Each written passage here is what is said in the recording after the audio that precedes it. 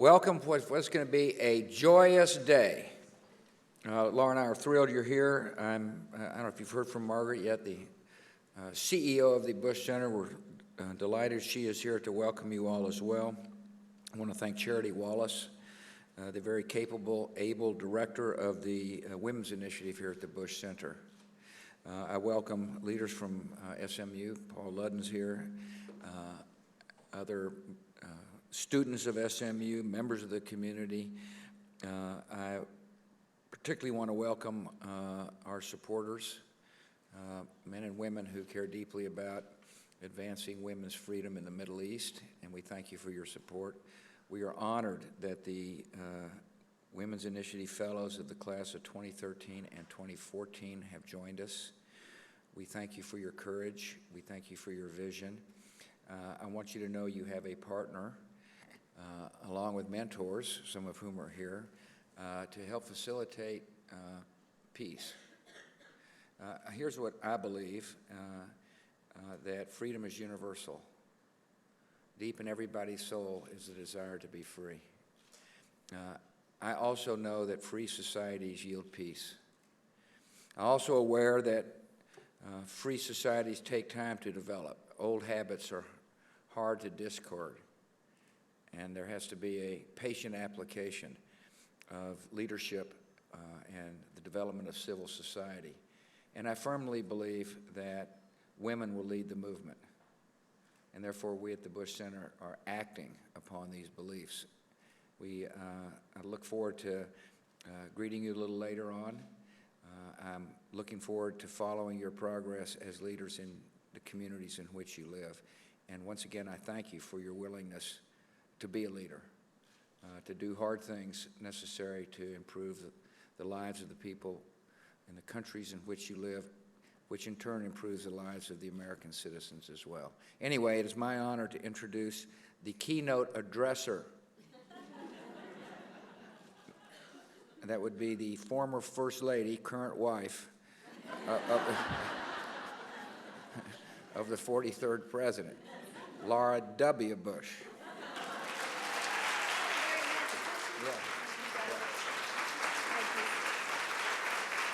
Thank you all. Thanks, everybody.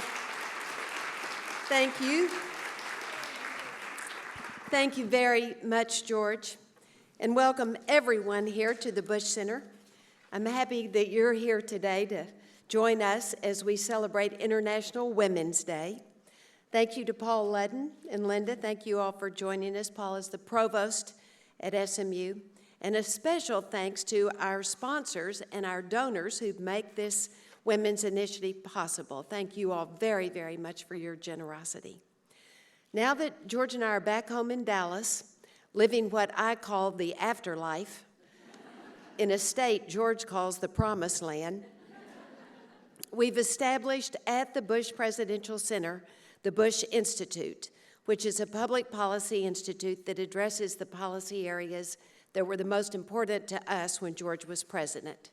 And as you might guess, and as you just heard from George, there's an overriding theme of freedom. Freedom from ignorance, our education initiative. Freedom from disease, our global health initiative. Promoting free enterprise as part of our economic initiative.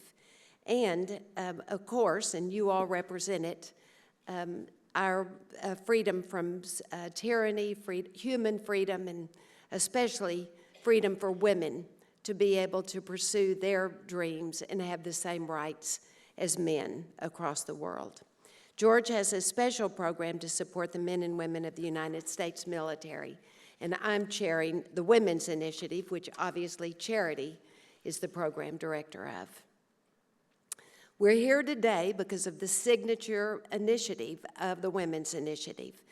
The Bush Institute's Women's Initiative works to give women and girls the skills they need for success through access to education, health care, and economic opportunity. And today, as we celebrate International Women's Day, we're reminded of all the women who've come before us, the ones who've forged the way for us to have increased opportunity, and that will forge the way for many, many women around the world. And of course, on this day, I also think of the women who will come after us, like my granddaughter, Mila. And I'm looking forward to the kind of life that they'll live and the way they'll reach out around the world to their sisters everywhere. A little more than 100 years ago, women marched in the streets of New York and cities in Europe, demanding equal pay, shorter hours, and the right to vote. Today, women in Egypt, Tunisia, Afghanistan, Burma, and many other countries across the world are standing up and speaking out for their rights. In 1911, women in several countries began to mark one day every year as International Women's Day, a day set aside to champion equal opportunity for women worldwide. Today, we live with the benefits of their courage and their determination. Of course, we know that we haven't achieved equal opportunity in the workplace everywhere in the United States and in many other parts of the world. But we've seen dramatic progress. When my mother was born in 1919, the 19th Amendment, giving American women the right to vote, had not been ratified. Today, women in nearly every country have the right to vote. Women play an increasingly important role in the global economy. And from education to healthcare to human freedom, women's roles have been transformed during the last century. We know that when women are educated, their families are healthier and they're often more in school. When women join in their nation's economic and political life, their communities and their countries become more stable and prosperous. The Bush Institute's 3 programs to advance opportunities for women worldwide are the First Ladies Initiative, the Afghan Women's Project, and the program we're highlighting today, the Women's Initiative Fellowship. Our First Ladies Initiative engages and supports the works of First Ladies in many countries from around the world. In July, the Bush Institute, in partnership with ExxonMobil, hosted an African First Ladies Summit in Tanzania. First Lady Michelle Obama and Great Britain's Cherie Blair joined George and me and the African First Ladies to discuss solutions for improving women's access to health care, education, and economic opportunity. The First Ladies learned more about the Bush Institute's Pink Ribbon, Red Ribbon initiative. We launched Pink Ribbon, Red Ribbon by building on the existing AIDS platform that was already established across Africa to expand it to combat breast and cervical cancer. Cervical cancer is the leading cause of cancer death among women in sub-Saharan Africa, and many young women, 18 and 19 years old, are being diagnosed with cervical cancer. So we're using the platform of PEPFAR, the President's Emergency Plan for AIDS Relief, that George established across Africa to add services to screen and treat for cervical and breast cancer. Another one of the Bush Institute's Women's Initiative program is the Afghan Women's Project. Afghan women have made hard-won gains in the past decade. Our Afghan Women's Project highlights Afghan women's success and tells their personal stories and supports the most effective programs that serve them. We're documenting the success of Afghan women because we know that their rights remain fragile, especially as our troops are drawn down. We know from research that the full inclusion of women in every part of society makes for a more prosperous and stable world. And we're working through each of these programs to make sure that women are included in every part of the world. It's important to invest in women, and that's what we're doing at the Bush Institute. Today, you can see what our investment is doing for our Women's Initiative Fellows. The Women's Initiative Fellowship is a year-long program that equips and empowers women to become effective leaders in their home countries and gives them the skills to start to build and establish a strong civil society. We began in Egypt, and we've had 2 classes of Egyptian fellows, And today we're happy to welcome our first class, third class of fellows, but our first group of women from Tunisia. Our fellows include journalists, lawyers, teachers, political activists, and health professionals. The fellows spend 5 weeks in the United States studying leadership skills here at SMU, and then they travel to visit our country's most important civil institutions. Some of the visits include visits here in Dallas to the Genesis Women's Shelter, the Dallas Women's Foundation, and Mary Kay. The New York Stock Exchange and Kate Spade and ABC are where they visit in New York. And then in Washington, they visit the State Department and Capitol Hill and other of our civil institutions in D.C. And finally, they travel to Silicon Valley, where they go to Google, Cisco, Facebook, and Twitter. When these fellows return to their home countries, the women have each other, and they can introduce each other to their colleagues and their families, thereby expanding their networks in Egypt and now in Tunisia. Each fellow is paired with a prominent American woman in her own profession who will serve as her mentor for the year. They spend the week together here in the United States, and then they stay in regular contact throughout the fellowship year. We have 15 mentors with us here today. Please stand to be recognized. And thank you very much to our mentors.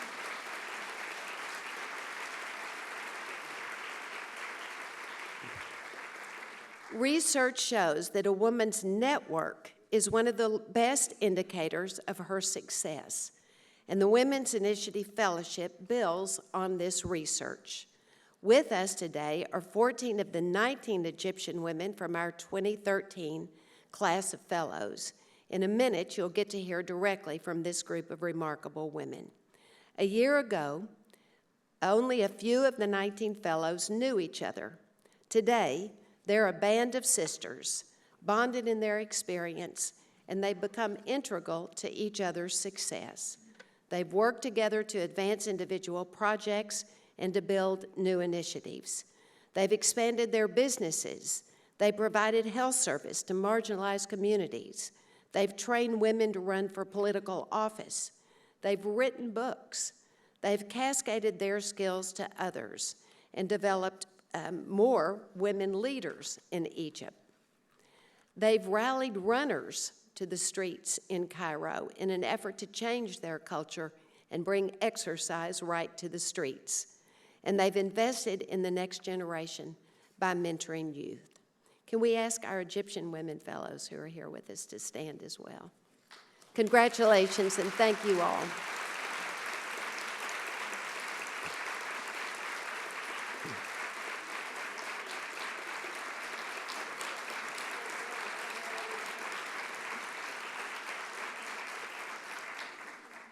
Our first two classes of fellows from Egypt are working together now to establish a strong network of women and to help build a more stable and prosperous Egypt.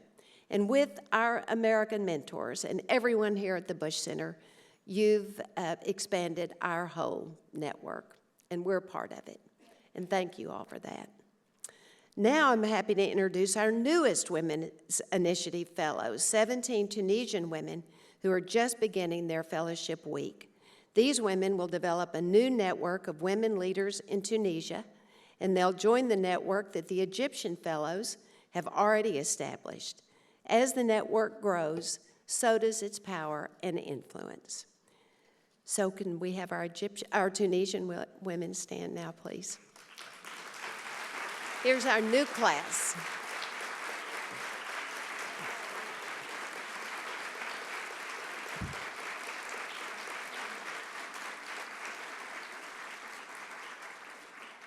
Two years ago, the world watched with cautious optimism as Arab women stood side by side with men and demanding equal rights and representative governments.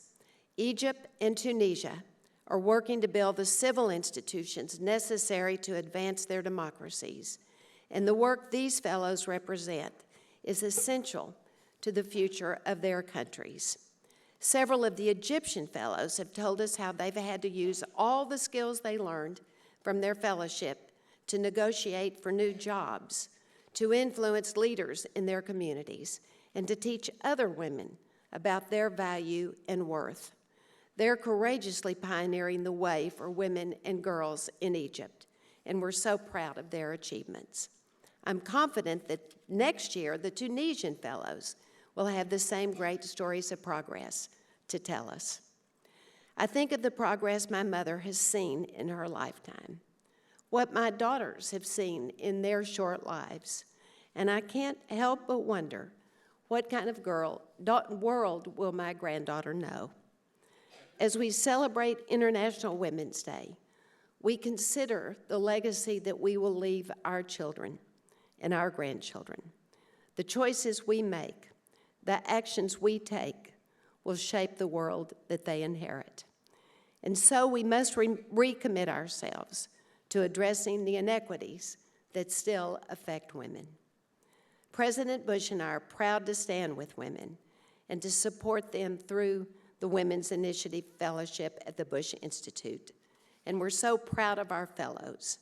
Now, you'll get to hear from one of our 2013 fellows and mentors, and then from all of the 2013 fellows about their experiences. Thank you all very much, and thank you, Charity. Thanks.